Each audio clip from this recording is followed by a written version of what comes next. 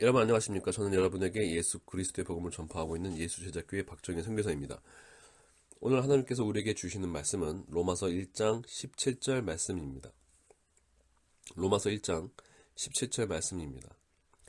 자, 읽도록 하겠습니다. 복음에는 하나님의 의가 나타나서 믿음으로 믿음에 이르게 하나니 기록된 바 오직 의인은 믿음으로 말미암아 살리라 함과 같으니라. 아멘. 함께 기도하겠습니다. 거룩하신 주님 감사합니다. 우리가 하나님의 의를 온전히 깨닫고 우리가 하나님의 의를 갈망함으로 말미암아서 복음으로 말미암아 하나님의 의를 얻는 한 사람 한 사람이 될 수 있도록 말씀을 통해서 우리 가운데 역사하여 주시옵소서. 예수님의 이름으로 기도했습니다. 아멘. 계속해서 이 로마서 말씀을 보고 있습니다. 거의 한 달이 넘어서 이 말씀을 올리게 된 것에 대해서 굉장히 죄송스럽게 생각합니다. 개인적으로 좀 계속 목이 상태가 좋지 않아서 거의 한 달 정도가 되는데도 이 목이 다 지금 낫질 않고 있어서 녹음을 못하고 있어 왔습니다.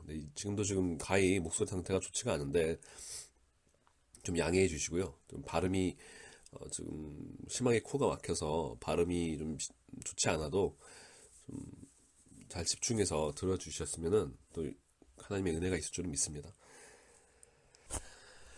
이 시대에 전도하는 교회를 보기가 쉽지가 않죠.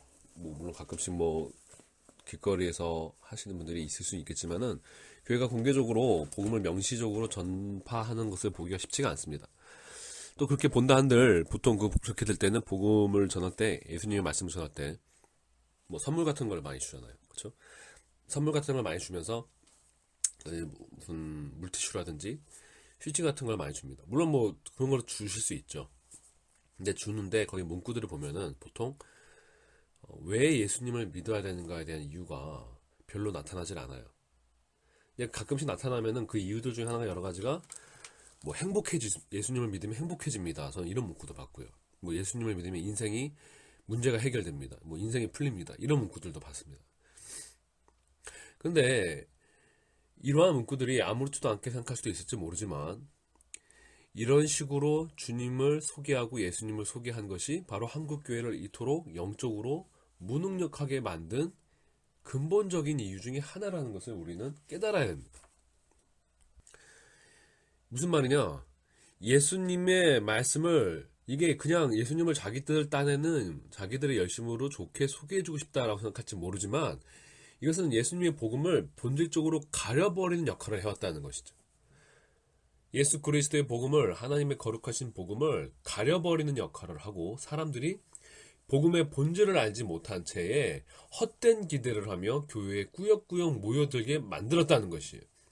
그리고 교회는 자기들이 선전하는 것처럼 교회에 오면 행복해진다. 교회에 오면 생활에 문제가 해결된다. 교회에 오면 병이 낫는다. 교회에 오면은 여러분이 가지고 있던 근심 걱정들이 해결된다.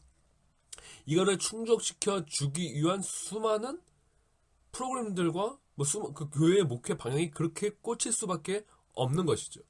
그리고 거기에는 결국에는 영적인 복음에 나타나는 영적인 본질적인 역사가 나타날 수가 없고 그것은 결국 사람들은 그 안에서 어떠한 영혼의 변화가 일어나지 않은 채 계속적으로 세상을 사랑하고 세상의 것을 추구하고 결국은 세상이 종이 된 상태로 더 직접적으로 말하면 교회 안에 있지만 여전히 사단의 종인 상태로 그 교회 안에서 지내도록 만들어 왔다는 것이죠. 오늘 로마서 1장 17절은 우리가 왜 복음을 믿어야 하는지 그 구원이 무엇인지 짧지만 명확하게 말씀을 전하고 있고 그리고 이것이 계속적으로 이제 로마서 전체에서 확장이 되면서 우리에게 복음이 무엇이며 복음의 역사는 무엇인지를 로마서는 전체적으로 완벽하게 우리에게 설명해주고 있다는 것이에요. 자, 그러면 1장 17절에서 복음에는 무엇이 있다고 말하고 있습니까? 복음에는 하나님의 의가 나타났다고 말씀하고 있습니다. 하나님의 의가 나타났다고 말씀하고 있습니다. 이 의는 일단은 헬라어로는 디카이오수네라는 단어로 나와 있고 또 히브리어에는 제레크라는 단어도 나와 있습니다. 근데 우리나라 말로도 결국 의는 무엇이에요? 다 비슷한 결국 어느 나라 언어든 간에 의라는 말은 크게 벗어나지 않죠. 옳은 것이라는 거죠. 의는 옳은 것이라는 거예요. 악과 상반되어서 의로운 것은 뭐예요? 옳은 것이라는 거예요. 참된 것이라는 거죠. 단순히 죄가 없는 상태라고도 말할 수 없어요. 그러니까 우리가 누군가를 보고 의인이라고 말한다는 것은 그 사람이 단순히 죄가 없다 이 정도가 아니라 그 사람이 의로운 일을 한다는 거예요. 해야 할 바를 한다는 것이죠. 사람에게 어떤 인격체에게 요구되는 그 해야 할 도리를 다 해낸다는 것이요. 선한 일을 해낸다는 것이죠. 참된 일을 해낸다는 것이죠. 악이 없고 참된 것을 행한다는 것이에요. 이게 의로움이죠. 이게 의로운 것이에요. 그렇죠? 근데 복음에는 바로 이 하나님의 의가 나타났다 있다는 거예요. 복음에는 우리의 인생의 문제 해결이 나타나는 것도 아니고, 복음에는 근심 걱정 없어지는 방법이 나타나는 것도 아니고, 복음에는 우리 육신의 문제의 해결이 있는 것도 아니고, 복음에는 하나님의 의가 나타나 있다는 거예요. 그리고 이 하나님의 의가 곧 예수님이 말씀하신 것처럼 진리요 생명인 거예요. 하나님의 의는 또한 무엇을 내포하고 있냐면 하나님의 영원한 사랑을 그 안에 내포하고 있는 것이죠. 하나님의 영원하신 사랑, 완전한 사랑, 완전한 거룩, 하나님의 완전하신 공의, 이 모든 것이 의라는 말에 다 내포되어 있는 거예요.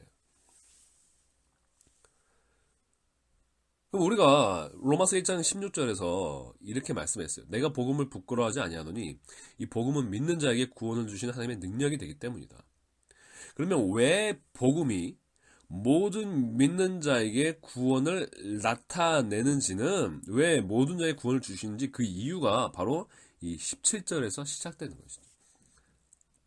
17절에서 왜 복음이 모든 믿는 자에게 구원을 줄 수 있는지, 왜 복음이 모든 믿는 자에게 구원을 주시는 하나님의 능력인지, 그래서 왜 예수 그리스도의 십자가와 그 부활의 사건이, 그 성령의 임하신 그 사건이, 예수 그리스도의 그 복음이 왜 모든 믿는 자에게 구원을 주니까, 그것은 이 복음 안에, 예수 그리스도의 그 복음 안에 하나님의 의가 나타나 있기 때문이라는 거예요. 영원하신 하나님의 의가 나타나 있기 때문이라는 거예요. 자, 그래서 오늘은 이번 시간 또 다음 시간에 걸쳐서 하나님의 의에 대해서 더 알아보고자 하겠는데, 이 하나님의 의라는 말은 굉장히 중요한 말이에요. 이게 이 구약에 사실은 특별히 선지서들에 굉장히 많이 나와 있는 말들이에요. 근데 이게 우리나라 교회에서 거의 설교조차도 많이 되고 있지는 않죠. 그게 중요하게 생각되어지지 않아요. 왜? 항상 우리나라 교회가 초점 맞춰온 건 뻔하지 않습니까? 예수 믿으면 천국 가는 거죠. 예수 믿으면 천국 가고 또 이 땅에서는 뭐예요? 복을 얻는 거예요. 항상 이렇게 돼 있어요. 그런데 하나님의 말씀은 그것을 초점으로 전혀 말하고 있지를 않다는 거예요. 천국은 누가 가는 거예요? 의인이 가는 거예요. 이거는 하나님이 인간의 양심에 기본적으로 넣는 개념이라서, 기독교인이 아닐지라도 누가 천국에 갈까요? 만약 천국이 있다면 죽은 뒤에, 소위 말하는 이제 사람들의 개념대로 말하면 이렇게 설명을 해보죠. 죽은 뒤에 사후에 천국이 있다면 천국에 누구 갈까요? 라고 물어보세요. 사람들이 다 뭐라고 말하겠죠? 대부분이 한 90%는 뭐 착한 사람이 가겠죠. 뭐 좋은 일 행한 사람이 가겠죠. 이렇게 말하지 않겠어요? 아무나 간다고 말하지 않죠.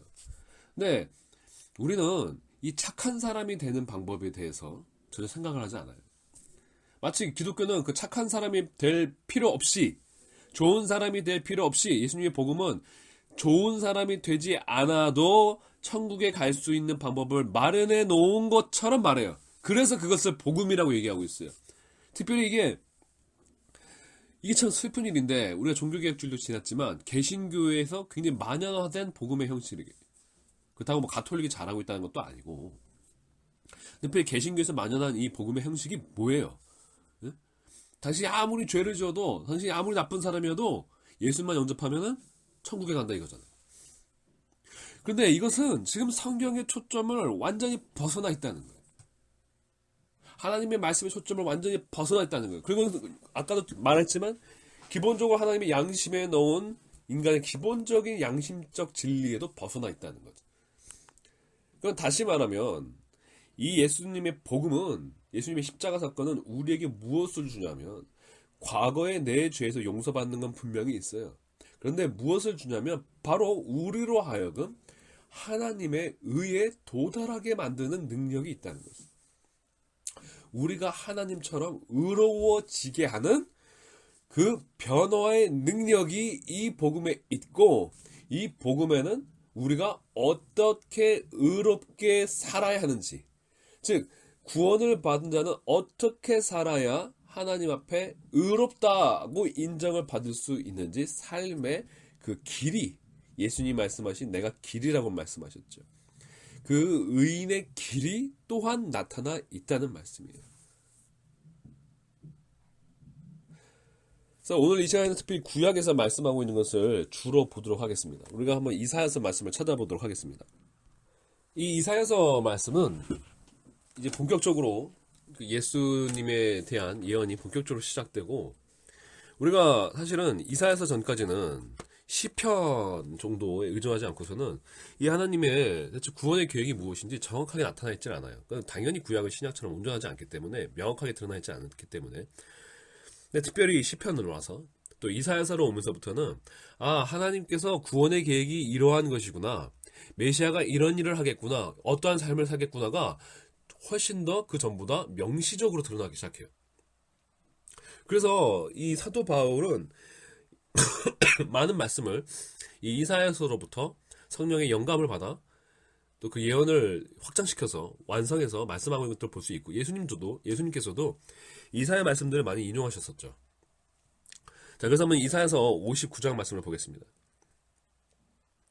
이사야서 59장 9절부터 말씀을 제가 쭉 보도록 하겠습니다. 이사야서 59장 9절부터 보면, 그러므로 정의가 우리에게서 멀고 공의가 우리에게 미치지 못한즉 우리가 빛을 바라나 어둠뿐이요 밝은 것을 바라나 캄캄한 가운데 행함으로 라고 말씀을 하고 있습니다.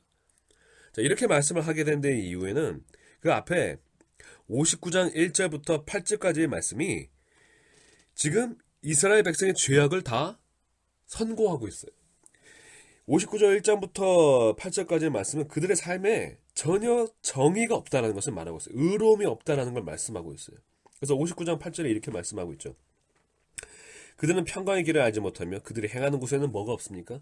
정의가 없으며 굽은 길을 스스로 만드다니 무릇 이 길을 밟는 자는 평강을 알지 못하느니라. 지금 이사야 선지자는 이스라엘 백성의 죄악을 규탄하고 이스라엘 백성의 정의가 없다는 걸 규탄하고 있어요. 근데 이것을 이제 우리가 로마서에 오게 되면 뒤에도 보게 되지만, 이것은 단순히 이스라엘 백성에게 대한 문제가 아니라 인류 전체의 문제인 거죠. 인간 전체의 문제예요. 인간의 삶에 정의가 없다라는 거죠. 그리고 이것이 복음이 나타나야 하는, 즉 예수 그리스도가 나타난 가장 큰 핵심은 바로 이 문제라는 거예요. 인간에게 정의가 없다라는 거죠. 인간에게 공의가 없다라는 거죠. 그래서 하나님의 심판이 임박하여 있고, 하나님의 심판이 오지 않더라도 그 삶 자체가 정의가 없기 때문에 어둠이 가득한 삶이라는 거예요. 죄악이 가득한 삶이기 때문에 그 삶엔 당연히 죄악이 주는 영혼의 고통과 온갖 인간의 그 죄악이 양산해내는 모두 비참한 결과만이 붙들려 있다는 거예요. 여러분, 지금 이 세상을 보세요. 예수 그리스도께서 다스리지 않기 때문에 이 땅엔 정의가 없어요. 아무리 인간이 자기가 받은 바 그나마 어느 정도의 정의감대로 법을 만들어도 그 법도 완전하지 않고, 그 법이 집행되는 것도 완전하지가 않아요. 사람들의 마음에는 이기심만이 가득하기 때문에 아무리 정의를 외쳐도, 정의롭게 살아야 되는 걸 알아도 결국 인간이 선택하는 건 자기 이익대로 선택하고 있어요. 이웃에 대한 사랑도, 이웃에 대한 참된 헌신도, 배려도, 남을 향한 희생도, 그런 건 기대할 수조차 없어요. 의로운 삶은 기대할 수도 없고 심지어 죄악만이 가득한 삶이라는 거예요. 무정함이 가득합니다. 그러면 제가 이렇게 중고등학생들을 뭐 영어를 가르치는 그런 일들을 이제 부업을 하고 있습니다만, 정말 뭐 늘 하는 말이죠. 초등학생들부터 지금 중고등학생들 모두 다 보면 무엇이 올바른지 그런 거에 대한 관심이 없어요. 뭐 옛날에도 저희 때도 그랬겠죠. 지금 아이들이 더 타락했다, 이거는 굉장히 오래된 클리셰죠. 네, 그걸 떠나서 인간의 본성을 보게 되는 거예요. 단순히 그러니까 얘네들이 더 문제다, 이게 문제가 아니라 인간의 본성은 결국 어릴 때부터 악하다는 거예요. 어릴 때부터 악하다는 거예요. 어릴 때부터 물론 어느 정도 선한 면도 있지만 그것이 섞여 있죠. 하지만 클수록, 그리고 만약에 소위 말해서 부모의 교육이 그것을 억제하는 힘이 조차 없으면 그 악은 어떻게 제어가 되지를 않아요. 더더욱 장성해가 나가는 거죠. 이게 인간의 지금 문제라는 거예요. 여러분, 하나님께서 보시는 우리의 삶의 문제는요, 돈 문제도 아니에요. 건강 문제도 아니에요. 하나님께서 인간을 평가하는 기준, 그리고 하나님께서 보시기에 어떤 인간이 복되다 아니면 복되지 않다를 보는 가장 큰 기준은 바로 이 의라는 거예요. 의. 예수님께서 이 땅에 오셔서 산상수훈을 하셨을 때에 가난한 자는 복이 있나라고 했었어요. 온유한 자에게는 복이 있다고 말씀하셨어요. 여러분, 그들의 삶에, 예수님이 묘사한 그들의 삶에 어떤 물질적인 부가 있었던 것도 아니에요. 물질적인 행복이 있었던 것도 아니에요. 근데 예수님이 그들의 삶에 복이 있다라고 말씀하신 것은 그들의 삶에 의가 있었기 때문인 것이죠. 하나님이 보시기에 참된 삶, 복된 삶은 이 의가 있는 삶이라는 거예요. 하나님의 의가 있는 삶이 참된 복된 삶의 핵심이라는 거예요. 자, 그런데 지금 이사야서 59장 9절은 8절과 9절은 우리에게 의의가 없다고 말씀하고 있어요. 10절에 우리가 맹인같이 담을 더듬으며 눈 없는 자같이 누루 더듬으며 낮에도 항온대같이 넘어지니 우리는 강장한 자 중에서도 죽은 자 같은지라. 우리가 곰같이 부르짖으며 비둘기같이 슬피 울며 정의를 바라나 없고 구원을 바라나 우리에게서 멀도다라고 말씀하고 있어요. 자, 이제 여러분이 잘 이해하셔야 되는 게 지금 이사야서에서도 그렇고 시편에서도 그렇고 정의, 하나님의 의와 이 정의도 결국 똑같은 단어예요. 제레크예요. 의예요. 의. 의와 뭐 그거를 뭐 막 옛날에 우리 목사님들은 그 의, 정의, 공의 세 개를 나눠서 막 설명을 했죠. 정의는 이거, 공의는 이거고 뭐. 근데 그거는 잘못된 구분이고 그건 한국말로 번역됐을 때 문제이고 이 단어 자체는 똑같단 말이에요. 제레크예요. 똑같은 단어예요. 의, 의로우심, 정의. 이 의를 바라나 없고 구원을 바라나 우리에게서 멀다라고 말씀하고 있어요. 이 정의, 하나님의 의와 구원은 밀접하게 연결되어 있어요. 하나님의 구원이 나타나면 하나님의 의로우심이 나타나는 거예요. 하나님의 의가 나타나면 구원이 나타나는 거예요. 왜 그럴까요? 하나님은 의로우신 분이시기 때문에 하나님은 구원을 하실 때 하나님의 의로우심이 완전히 나타나는 거예요. 그것이 하나님의 의예요. 하나님은 의로우신 분이기 때문에 하나님은 회개하는 자를, 믿는 자를 구원하시는 거예요. 그럴 때 하나님의 의로우심이 나타나요. 또한 하나님의 의로우심이 나타나서 구원이 나타나야 이 땅에 죄악이 심판을 당해요. 하나님의 의는 하나님의 구원과 밀접하게 연결되어 있고 하나님의 구원은 동시에 악인들을 향한 하나님의 심판까지도 내포하는 거예요. 이 세 개가 다 연합이 되어 있어요. 그래서 모든 선지서는 그 이사야 선지서에서는 계속 이것이 반복되고 있어요. 하나님의 의가 나타나야 됩니다. 그러면 구원이 나타나겠습니다. 하나님의 구원이 나타나면은 심판이 나타날 것입니다. 그러면 새하늘과 새 땅이 하나님의 영하신 나라가 나타날 것입니다. 이것이 특별히 이사야서 후반때에 계속 반복되는 말씀이에요. 반복되는 구조예요. 자, 이것이 이사야서만 이렇게 되어 있느냐? 우리가 시편 말씀을 보면 자, 시편 36장 6절도 이렇게 말씀하고 있어요. 주의 의는 하나님의 산들과 같고 주의 의는 하나님의 산들과 같고 주의 심판은 큰 바다와 같으니이다. 여호와의 주는 사람과 짐승을 구하여 주시나이다. 주의 의가 주의 심판과 구원과 다 연결되어 있는 거예요. 또 시편 51장 14절에서도 하나님은 나의 구원의 하나님이여 피 흘린 죄에서 나를 건지소서 내 혀가 주의 의를 높이 노래하이다 그랬어요. 자기는 죄를 지었어요. 그렇죠? 이게 굉장히 유명한 그 다윗의 회개 기도잖아요. 내가 죄를 지었지만 내가 지금 회개하나이다. 주께서 나를 구원하신다. 주께서 나를 구원하시면 내가 당신의 의를 노래하리이다 그랬어요. 하나님의 의는 하나님의 구원과 뗄래야 뗄 수가 없는 것이에요. 시편 71장 2절에서도 이렇게 고백하고 있어요. 주의 의로 나를 건지시며 나를 들어달라고 외치고 있습니다. 주의 의로우심으로 나를 구원해 달라는 거예요. 나를 구원해 달라는 거예요. 시편에서도 이렇게 말씀하고 있어요. 근데 시편에서는 이제 개인적인 구원에 이렇게 많이 초점이 맞춰져 있다면 이사야에서 와서는 드디어 좀 더 명확하게 하나님의 의가 나타남으로 말미암아 하나님의 구원이 온 세계에 임할 수 있다라는 것을 우리에게 하나님께서 이사야의 선지자 통을 통해서 성령을 통해서 우리에게 증거하고 계시다는 거예요. 자, 그래서 11절에 우리가 곰같이 부르짖으며 비둘기같이 슬피 울며 정의를 바라나 없고 구원을 받아 우리에게서 멀다라고 말씀했어요. 12절에 이는 우리의 허물이 주의 앞에 심히 많으며 우리의 죄가 우리를 쳐서 증언하오니 이는 우리의 허물이 우리와 함께 있음이니이다. 우리의 죄악을 우리가 아나이다. 우리가 여호와를 배반하고 속였으며 우리 하나님을 따르는 데서 돌이켜 포악과 폐악을 말하며 거짓말을 마음에 잉타하여 나으니 정의가 뒤로 물리침이 되고 공의가 멀리 섰으며 성실이 거리에 엎드러지고 정직이 나타나지 못하노다. 성실이 없어짐으로 악을 떠나는 자가 탈취를 당하는도다 라고 말씀하고 있습니다. 이것이 세상이에요. 이것이 예수 그리스도가 없는 세상이에요. 이것이 진리가 없는 세상이에요. 이것이 비록 교회일지라도 예수 그리스도가 주인 되지 못한 상태의 세상, 못한 상태의 그 교회의 영적인 상태, 죄악이 가득하다는 거죠. 이게 이스라엘에 대한 이야기잖아요. 율법 백성 이스라엘이 심지어 그 율법대로 성전을 갖추고 율법의 모든 규례를 행할지라도 그들이 마음에서 하나님을 떠나서 의를 행하지 않으므로 그들의 삶이 하나님을 따르지 않기 때문에 그들의 모든 제사와 그들의 모든 율법 형식 규례들은 의미가 없었다는 것이죠. 하나님의 공의가 그들의 삶에는 있지를 않았다는 것이에요.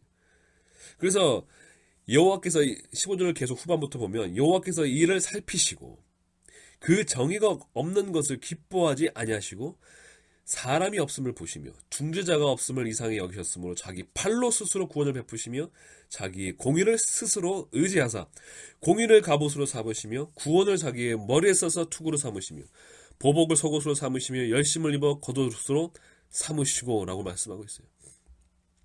하나님께서 스스로 자기의 의에 의지하여서 구원을 시작하신다라고 말씀하고 있어요. 하나님의 의가 나타나고 있는 것이죠. 그들이 인간편에서는 하나님의 의로부터 완전히 멀어 떨어졌지만 하나님이 스스로 중재자가 되시사 구원자가 되시사 자신의 구원을 나타내신다는 거예요. 의로우심을 나타내신다는 거예요. 이것이 바로 예수 그리스도 사건인 것이죠.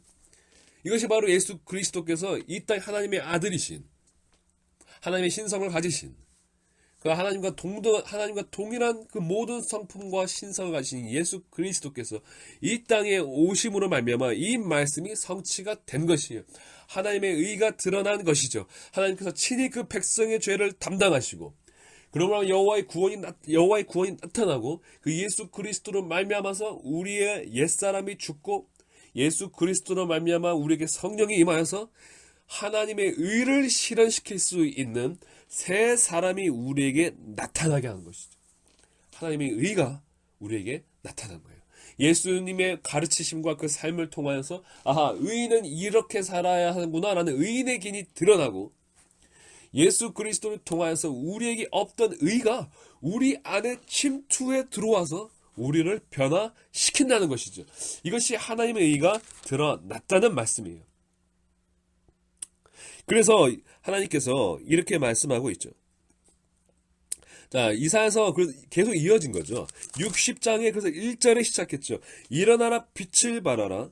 이는 내 빛이 이르렀고 여호와 영광이 네 위에 임하였다라고 말씀하고 있어요.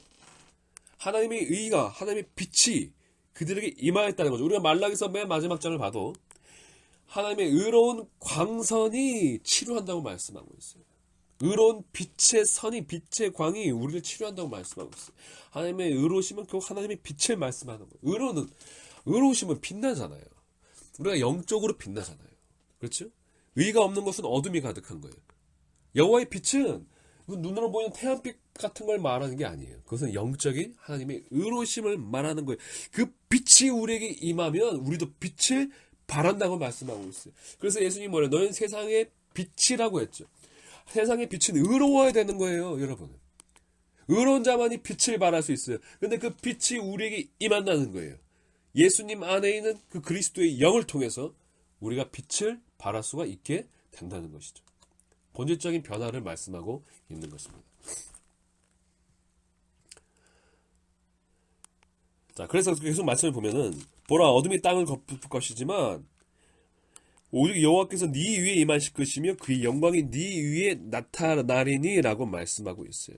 그래서 3절에 나라들은 내 빛으로 왕들을 비추는 네 광명으로 나오리라고 말씀하고 있어요. 이것이 무엇을 말합니까? 빛을 발하게 된다는 거예요. 아까는 어둠이 가득하다고 했잖아요. 근데 빛을 바라게 될 거라는 것이었어요. 변화를 받을 거라는 거죠. 그래서 또 15절부터 쭉 보면 60장 15절부터 보면 전에는 네가 버림을 당하여 미움을 당하였으므로 네게로 가는 자가 없었으나 이제는 내가 너를 영원한 아름다움과 대대의 기쁨이 되게 하리니 네가 이방 나라의 젖을 빨며 무도왕의 젖을 빨고 나 여호와는 네 구원자 네 구속자 야곱의 전능자인 줄 아니라 내가 금을 가지고 노수를 대신하며 은을 가지고 철을 대신하며 노수로 나무를 대신하며 철로 동유를 돌로 대신하여 화평을 세워 관원으로 삼으며 공의를 세워 감독을 삼으리니 다시는 강포한 일이 네 땅에 들리지 않을 것이며 황폐와 파멸이 네 국경 안에 다시 없을 것이며 네가 네 생명을 구원이라 네 생명을 찬송이라 부를 것이라 라고 말씀하고 있습니다. 이들이 화평과 공의가 즉 하나님의 의가 이들의 안에 가득하게 될 것이라는 걸 말씀하는 거예요. 그래서 21절에 이렇게 말씀하고 있습니다. 네 백성이 다 의롭게 되어 영원히 땅을 차지하리니. 자, 의롭게 되어서 영원한 땅을 차지한다는 거예요. 하나님의 나라를 갖게 된다는 거예요. 의롭게 되는 것이 가장 중요한 것이죠. 의롭게 되는 거예요.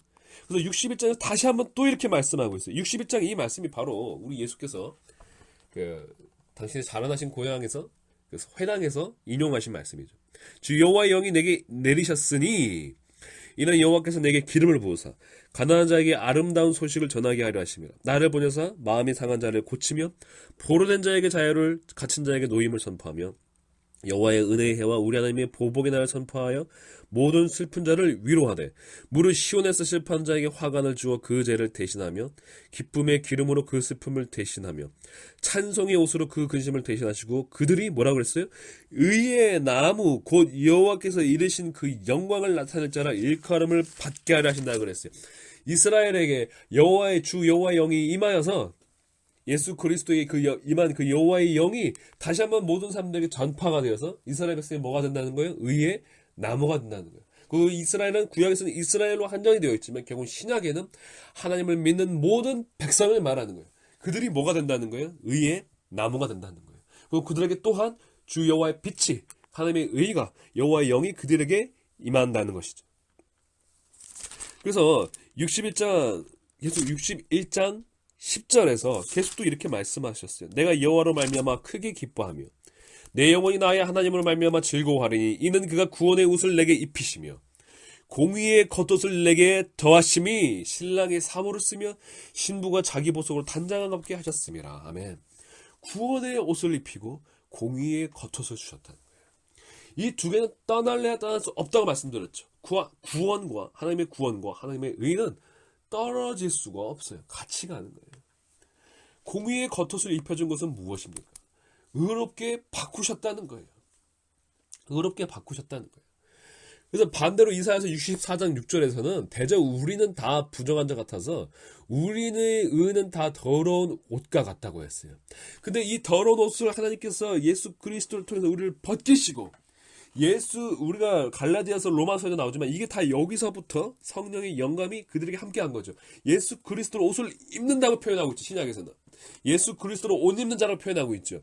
그것은 단순히 우리가 구원을 천국에 가게 됐다 이걸 말하는 게 아니라 우리의 더러움이 벗겨지고 우리 안에 새로운 자아가 새로운 성품이 들어오게 됐다는 거예요. 예수님을 통하여서 공의가 들어왔다는 거예요.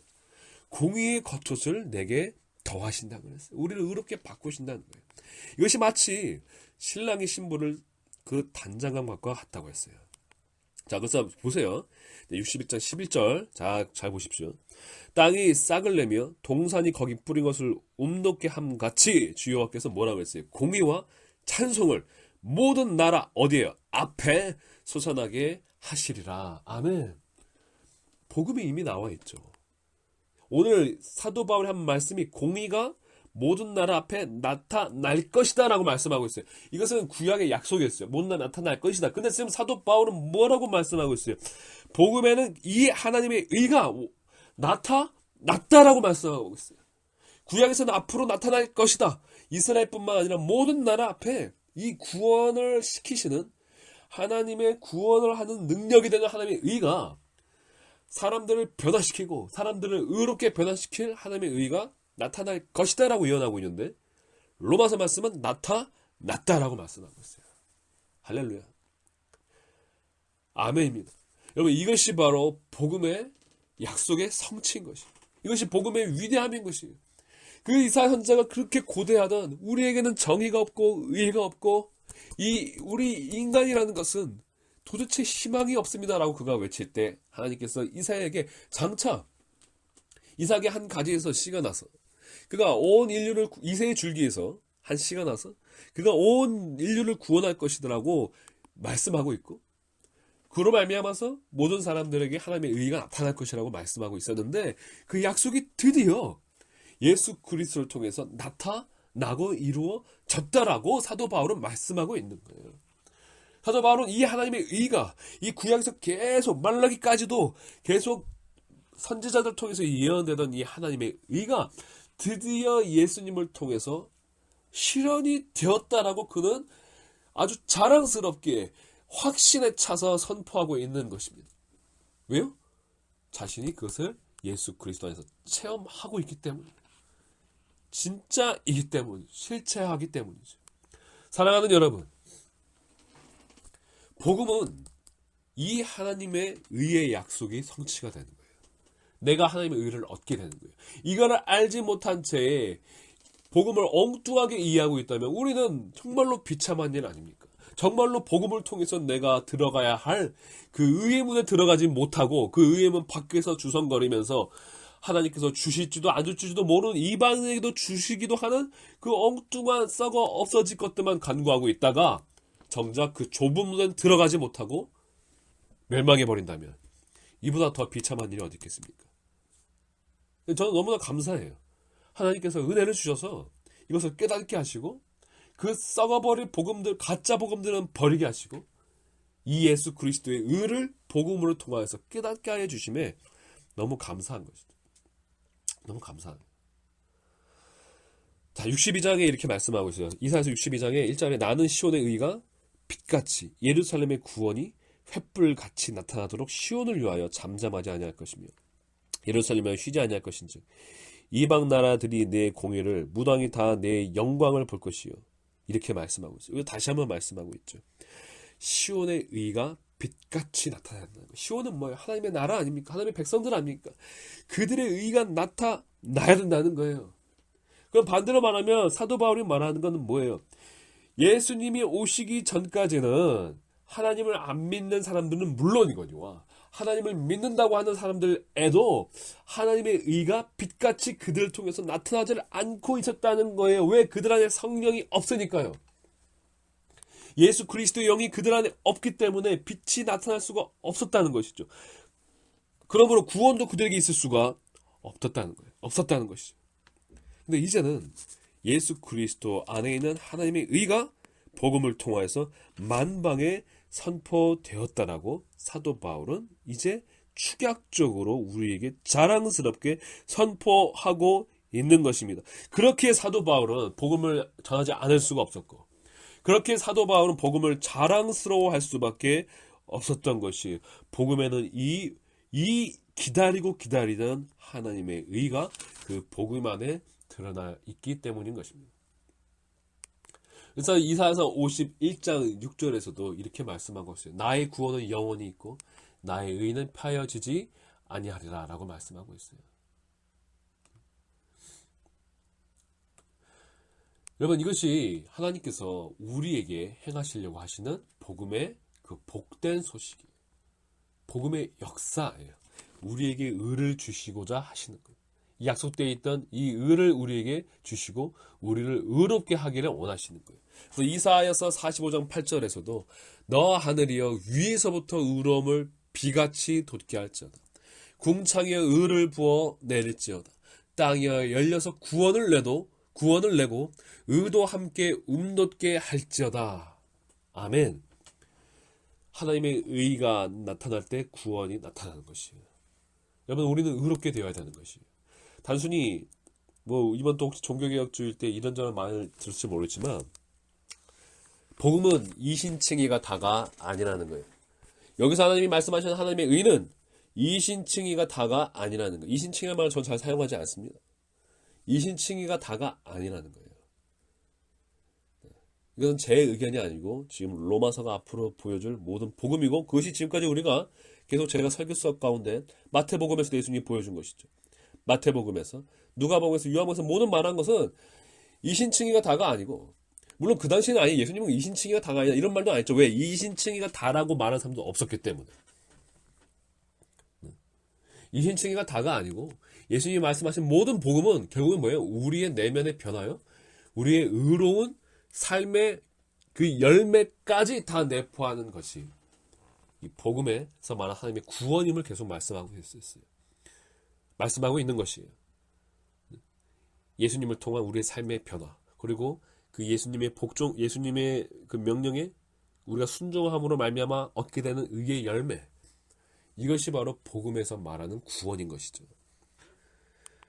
사랑하는 여러분, 지금까지 여러분이 하나님의 의를 그렇게 얄팍하게 알고 있었다면, 또한 하나님의 의에는 관심 없는 삶을 살고 있었다면, 이제 우리는 회개하고 저와 여러분은 모두 하나님의 의를 복음을 통해서 얻어서 하나님의 의가 우리 삶 가운데 샘솟게 되는, 하나님의 의가 우리 안에서 나무로 자라서 빛을 발하고 열매를 맺는 그러한 참된 구원의 삶을 살아야 할 줄을 믿습니다.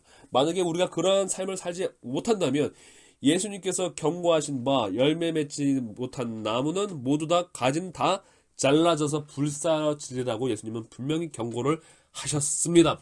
이신칭의가 다가 아니라 의의 열매를 맺는 삶이 되어야 하고, 거기에는 오늘 앞으로 우리가 배울 로마서에서 말씀하시는 이 의를, 하나님의 의를 우리가 온전히 믿음으로 말미암아 우리 안에서 성령으로 역사가 되는 변화를 우리가 경험을 해야 되는 것이죠. 영적인 변화를, 거듭남을, 새롭게 됨을 성령을 통하여서 예수 그리스도 안에서 경험을 해야 되는 것입니다. 함께 기도하도록 하겠습니다. 사랑하는 주님, 감사합니다. 우리가 하나님의 의가 얼마나 위대한 것인지, 그것이 우리가 다른 복음이 약속하고 있다고 믿었던 그 모든 이 땅의 것들에 비하면, 하찮은 것들에 비하면 얼마나 비교할 수도 없이 위대한 것이고 영원한 것인지, 얼마나 약속된 것인지 살펴보게 하심을 감사합니다. 우리가 이 땅의 헛된 모든 관심들을 다 내려놓게 해주시고, 우리가 이 하나님의 의 외에, 하나님의 사랑 외에, 하나님의 진리 외에 가지고 있던 우리의 모든 헛된 것들 다 내려놓게 해주시고, 우리가 의인이 되기를, 예수 그리스도를 따르는 의인이 되기를 결심하고 살아가는 우리 삶이 될 수 있도록 우리 심령 가운데 역사하여 주시옵소서. 예수님 이름으로 기도했습니다. 아멘. 다음 시간에 계속해서 이 하나님의 의에 대해서, 이제 신약에서 말하는 이 하나님의 의에 대해서 다시 한번 더 살펴보도록 하겠습니다. 지금 저는 계속 기도하면서 정말 개혁된 교회, 예수 그리스도만을 따라가는 교회가 일어나기를 간절히 기도하고 있습니다. 함께 이러한 교회를 함께 세우고, 이 말씀을 함께 배우면서 예수 그리스도를 따라가기를 원하시는 분들은 이 유튜브에 있는 연락처로 연락을 주시길 바랍니다. 감사합니다.